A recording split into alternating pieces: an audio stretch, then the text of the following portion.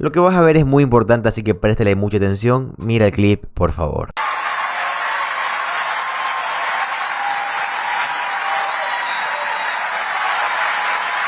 Una ovación de pie en Brooklyn, Nueva York, para el senador Bernie Sanders y para Zohran Mamdani, quien se postula para alcalde de Nueva York. Ha estado llenando estadios con multitudes abarrotadas en un año que ni siquiera es año electoral. Estas multitudes que Bernie Sanders ha reunido son incluso más grandes que las que Donald Trump reunió en años electorales. Sin embargo, los medios corporativos, medios tradicionales, están evitando completamente mostrarte esto. Así que déjame enseñarte lo que está energizando a todas estas multitudes, lo que está movilizando realmente a todas estas bases en este momento. Son discursos como este, discursos como el que tiene Bernie Sanders, que realmente te enchinan la piel y te hacen dar cuenta de que existen buenos líderes dentro de Estados Unidos. Una de las cosas que hace tan bien Bernie Sanders es que no simplemente habla muy bien, sino que también sabe escuchar al pueblo y sabe cómo satisfacer sus necesidades. Así que me gustaría que escuches este clip de Bernie Sanders hablando con el pueblo y demostrando qué tan buen líder es. Presta atención, por favor. And it is an honor and privilege to be with you this evening and to congratulate the next mayor of the city of New York,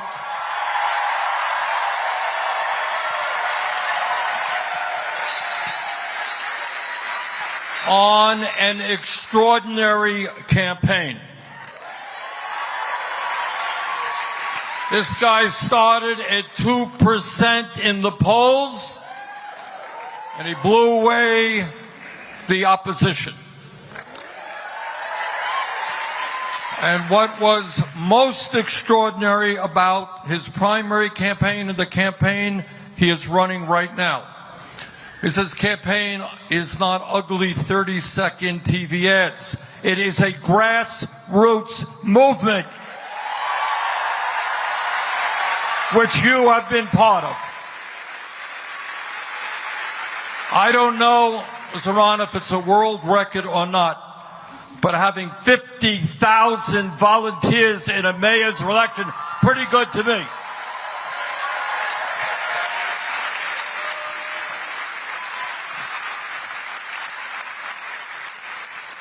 Now, as part of our Fighting Oligarchy tour, which Zohran is joining me on tonight, we have now been to 21 states.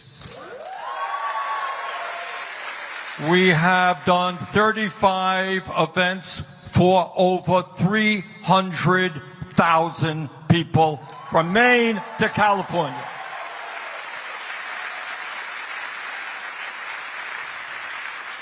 And what I can tell you without any fear of hesitation is the American people in red states and in blue states do not want to live in an oligarchic society.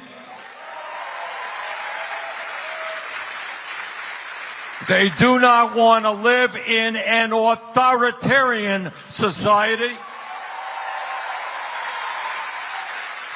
They do not want the White House to be practicing unprecedented kleptocracy.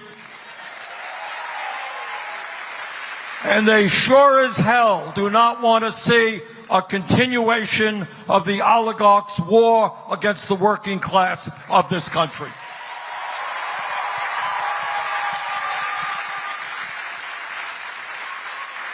And what Zohran's campaign is about is an understanding that today we are living in an unprecedented moment in the modern history of our country, and we have got to fight back in an unprecedented way.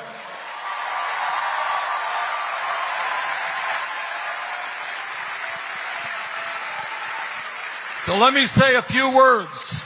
Let me just say a few words about what's going on in this country. Thoughts I think you're not going to see in corporate media, you're not going to hear in the halls of Congress. Today in America, we have more income and wealth inequality than we have ever had in the history of America. Zohran just talked about children in New York City and in Vermont who are hungry, people who are homeless, and yet the wealthiest 1% have never had it so good. if you can believe it, today you have, and it's important that we feel the outrage of children going hungry, people being homeless, 85 million without health care, and you got one guy, Mr. Musk, whose own wealth is more than the bottom 52% of American households. And you may have seen in the papers, they want to give him a little bonus. Another $800–900 billion. We are living in crazy world. Millions of people struggling to put food on the table, and making one guy a trillionaire is insane. Not what this country is supposed to be about, and we are not going to allow that to happen.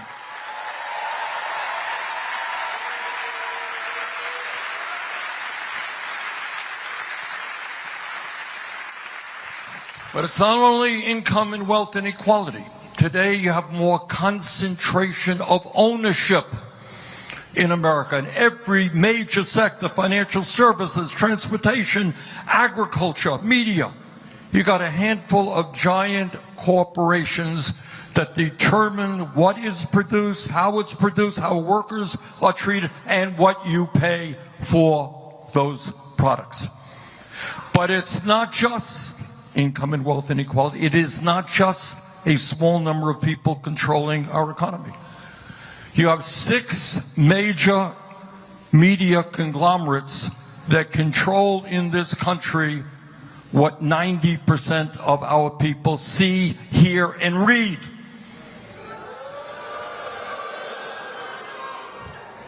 It is not an accident, brothers and sisters, that Mr. Musk owns Twitter. Not an accident that Mr. Zuckerberg owns Meta, which is Instagram and Facebook. Not an accident that Mr. Ellison recently bought Paramount, which owns CBS. Not an accident that Jeff Bezos owns the Washington Post and Twitch. Not an accident that our good friend Rupert Murdoch owns the New York Post, Wall Street Journal, and right-wing publications all over the world. Bottom line, never before in American and in fact world history have so few people had so much wealth and economic power. And with this development of AI, which is a whole world unto itself, they're going to have, unless we stop them, more concentration of ownership and more power. But it's not just the economy that these guys control. And that is what we're seeing and what makes this particular campaign of interest worldwide. These guys control, especially since the disastrous Citizens United Supreme Court decision, we have a situation where it is perfectly legal for billionaires to set up super PACs and spend hundreds and hundreds of millions of dollars supporting candidates who will protect the interests of the rich and defeating candidates who are trying to represent working families. So in other words, what you are seeing now is an oligarchy with enormous economic power and enormous political power in both political parties.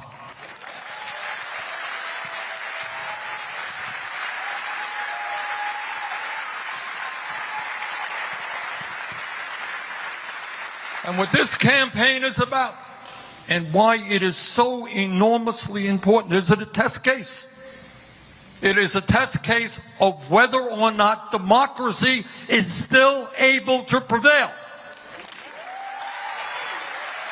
You know, in the old days, I mean, money has always played an enormous role in politics. Nothing new about that.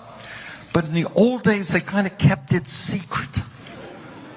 Right now, you got people like Bill Ackman and others saying openly, front pages of the newspapers, we will spend as much as it takes to defeat this guy.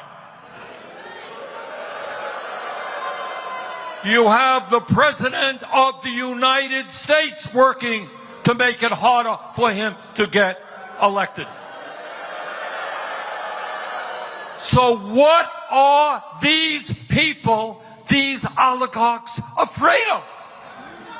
Seems to be a nice guy, dresses very nice, beautiful smile.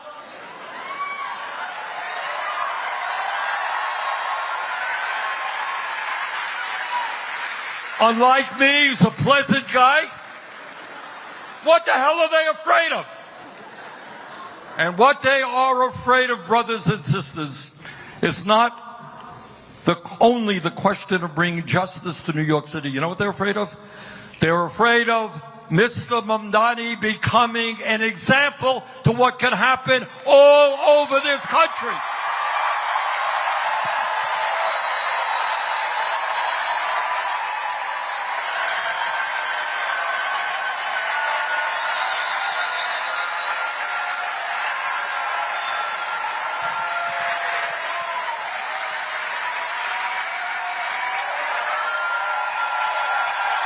That's what this campaign is about.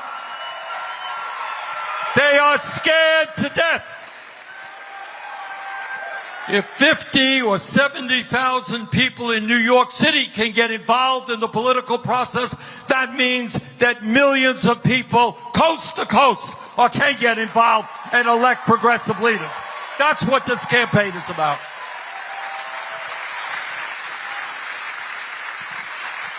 And you know what else they're afraid? They have, because they control media, and political life, and economic life, they control in many ways the culture of America. And this is what the culture today is about. It's about walking the streets of America and finding people sleeping out on the street. It's about seeing 60% of our people living paycheck to paycheck, while the people on top are becoming phenomenally rich. And what the culture says basically is, you are powerless. There is nothing you can do about it, because the oligarchs own it all. They have unbelievable wealth. They have power. They own the media. They own the political system.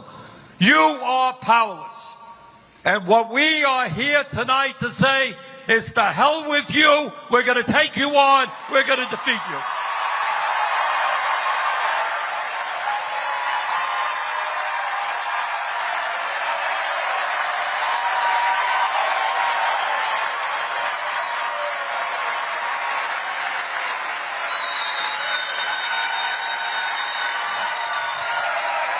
That's what this campaign, and that's what fighting oligarchy is about. They want to tell you that we cannot change this incredibly unfair and unjust status quo. Think about what Saran is campaigning on. Every psychologist in the world tells us that 0 through 4 are the most important years of human development, right? And in Washington, I hear all of my colleagues, they love America. Oh my God, got big flags all over the place. Well, if you love America, you love the children of America. If you love the children of America, you don't have hungry kids in Vermont or New York City. And you don't have a broken and dysfunctional and unaffordable child care system. Oh my God, what a radical idea to say that parents and kids should have good quality child care. Oh, how radical you are. Oh my God. All over this country, in Vermont, in New York City, people cannot afford their housing. Now, it's a funny thing. I did some calculations. I grew up, as some of you may know, about a mile away from here.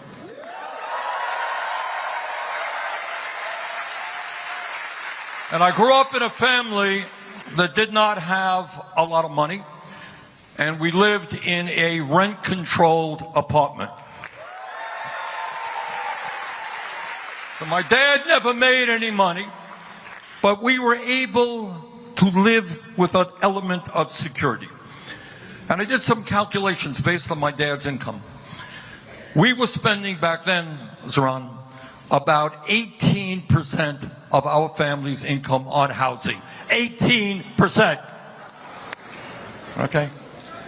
First year of college, I went to Brooklyn College.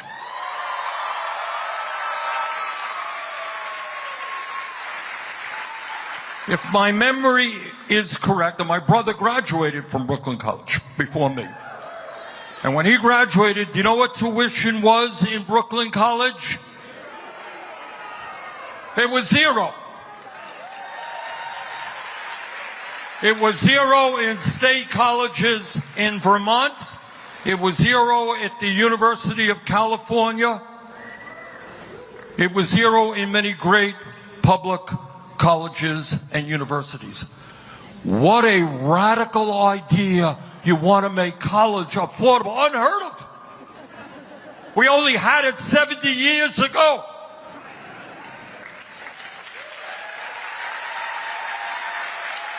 What a radical idea to say that we should stabilize rents so the working class people can live in this city.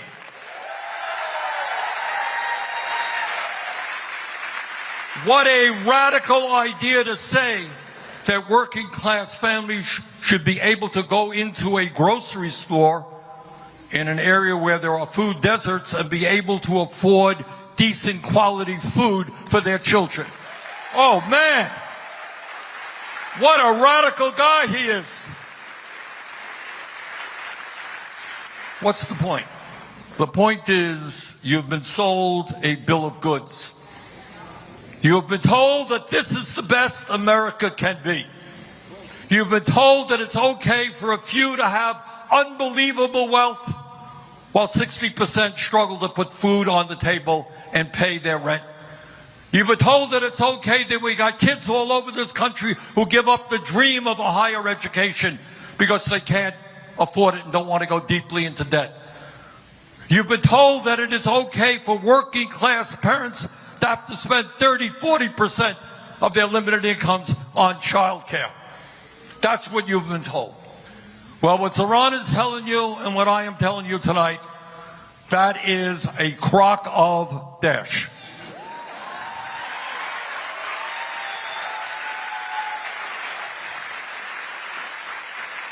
And here is the story that they don't want to get out. In the richest country in the history of the world, it is not a radical idea to say that every man, woman, and child in America can have a decent standard of living. That ain't radical.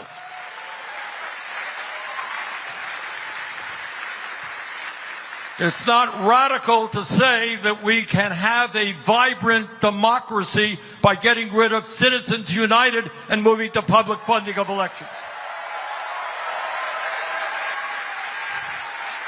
It's not radical to say that the billionaire class has got to start paying their fair share of taxes.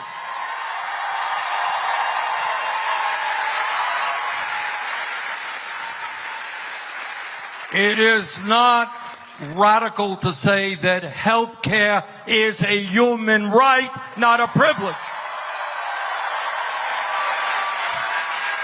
And that we should not be the only major country on earth not to guarantee health care to every man, woman, and child. It is not radical to say that we should have the best educational system from child care to graduate school in the world. It is not radical to say that we should not have the highest rate of childhood poverty, the highest rate of senior poverty of almost any major country on earth.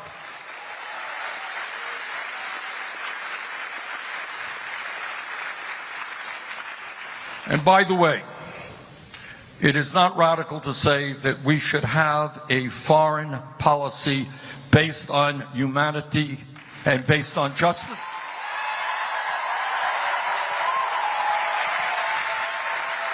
That we should not be spending tens of billions of dollars on the government of Israel that is currently starving children to death.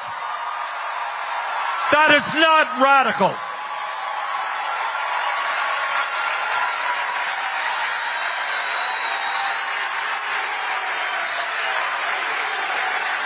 That is what the American people want. So, brothers and sisters, what this struggle is about, and let me not kid you, it's going to be tough. It is going to be tough because these guys, these oligarchs, they are very religious people. Their religion is greed.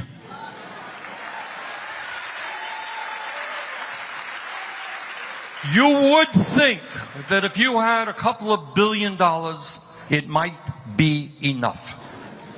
Not for them. These are strongly motivated people. They work very hard.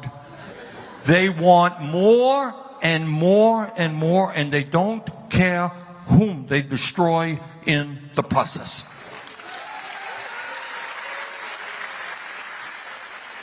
So they have the wealth, they have the power. But you know what we got? And that's what Zoran's campaign is showing. We have the people.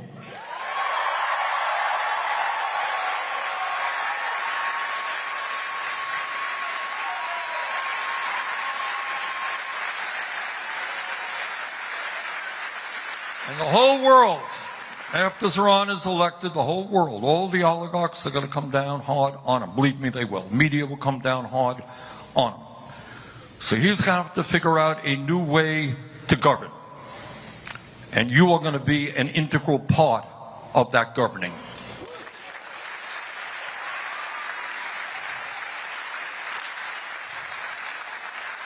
So brothers and sisters, I want to thank all of you for coming out in this difficult moment in American history. And I want to remind you what you already know. What's going on here in New York City in this campaign is being watched all over America, all over the world.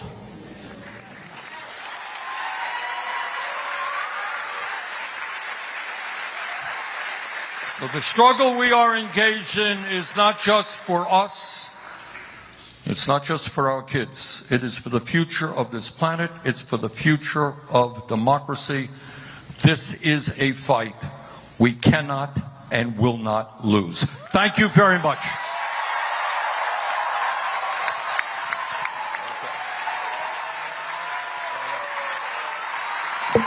Ahora quiero que veas la parte del discurso en la que habla Zoro Mandani, el cual se está postulando para alcalde de Nueva York. Y esa elección está a la vuelta de la esquina, así que probablemente sea el alcalde.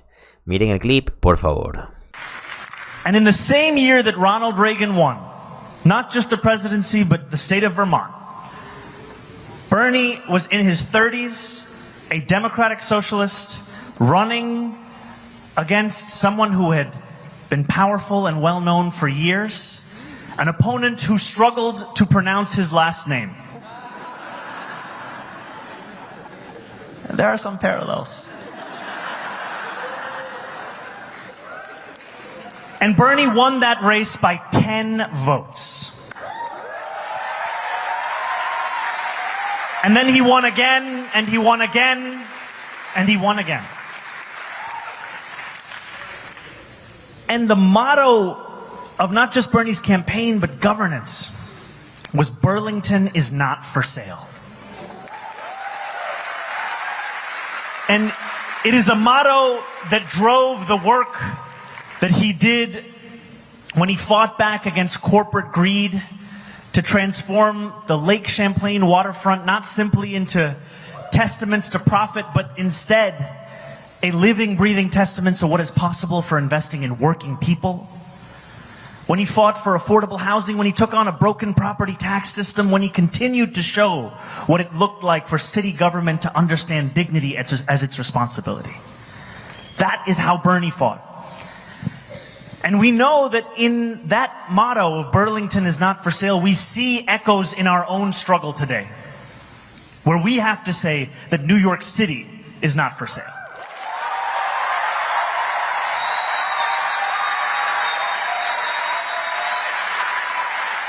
New York City is not for sale to Donald Trump's billionaire donors. It is not for sale to corporations like DoorDash. It is not for sale to corrupt politicians like Andrew Cuomo.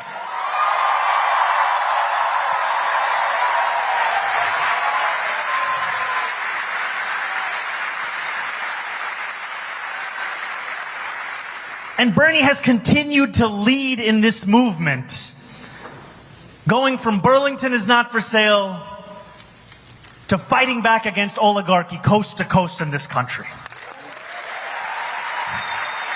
And that fight, not just against oligarchy, but for democracy, is a fight that has energized tens of thousands of Americans across this country. It has shown once again that politics is something that can be powered by ordinary people, with not just a rejection of authoritarianism, but a belief in what is possible as well.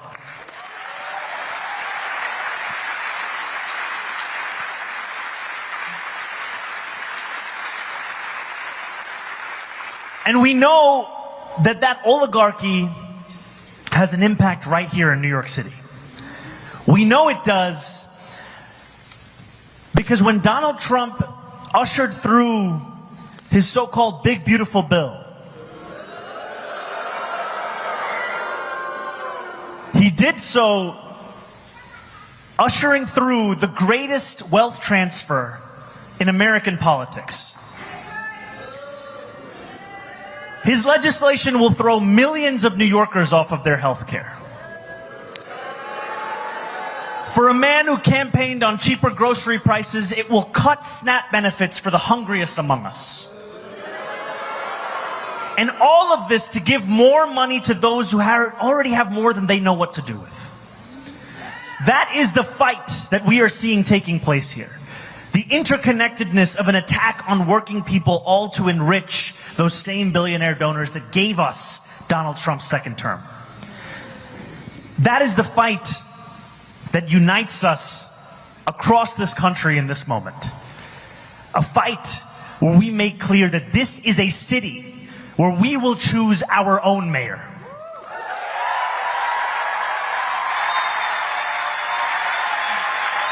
It's not going to be Donald Trump. It's not going to be Bill Ackman. It's not going to be DoorDash. We will choose our mayor.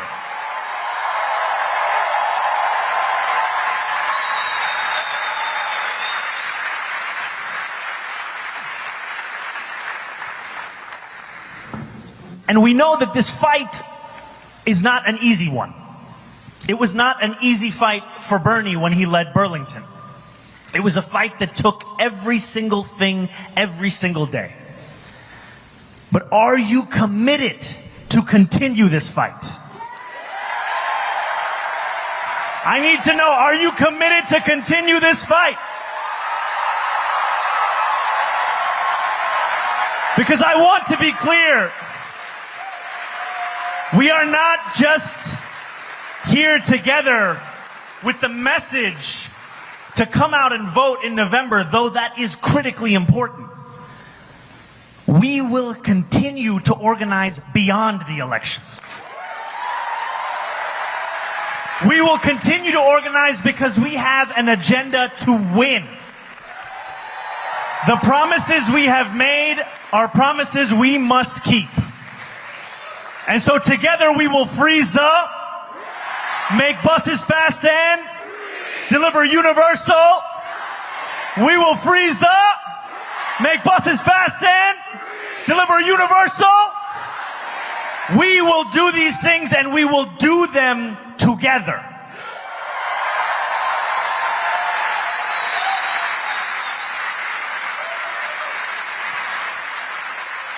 If anyone tells you that after you cast your vote, you have done your job, tell them it is just the beginning. It is just the beginning. Because in a city where 1 in 4 are living in poverty, in a city where for the 9th consecutive year 100,000 children in our school system are homeless, in a city where 500,000 of those children go to sleep hungry every single night, it will take all of us to ensure that dignity is not only possible, but it is a reality for each and every New Yorker.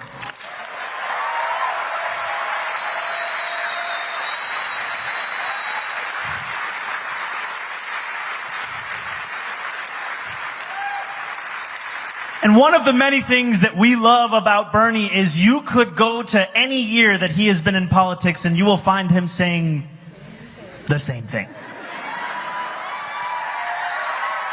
The same thing. No matter if the photo is in black and white or it's in color, you know it's about income inequality, it's about justice, it's about dignity.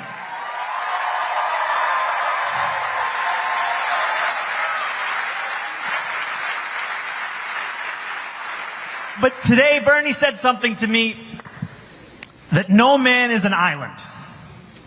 We are all in this struggle because someone brought it to us. And as we remember that, we must know that now it is also our turn to not only join this struggle, but to lead this struggle. It is a time for all of us to see ourselves as the people who could deliver the world that we deserve. And in this moment, we must make clear, this is an intergenerational struggle. This is a struggle, not just for some, not just for the young, not just for the few, not just for those in the beginning of their lives and their careers. This is a struggle for everyone.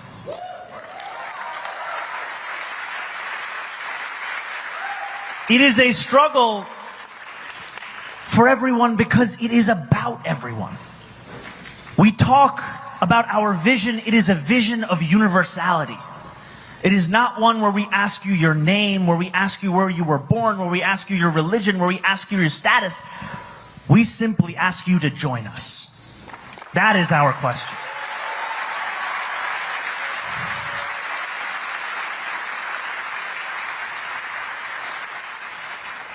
And so it is an honor to be here alongside an icon of our struggle. Estas son dos muy poderosas personas, no solo en su forma de expresarse, sino en su gratitud y en lo bien que le pueden hacer al país y al Estado como tal. Estas son dos personas muy poderosas a la hora de expresarse, son dos personas que expresan confianza y sinceramente yo no puedo decir por quién votar ni nada de eso, pero consideraría mucho en estas personas. Aparte de todo, me gustaría agradecerles a ustedes porque en muchos comentarios veo que apoyan a Bernie Sanders bastante y yo considero que esto es una gran elección. Pero bueno, yo cumplí con mi misión, que es informarlos, como lo hago absolutamente todos los días. Como siempre les digo, para mí lo más importante es su opinión y me encantaría que la pongan en los comentarios. Además, si les gusta el contenido de política estadounidense, les va a encantar suscribirse al canal, ya que subo videos todos los días. Mi nombre es José Alvarado, soy economista y estoy comprometido con informarte diariamente. Nos vemos en el siguiente video. Adiós.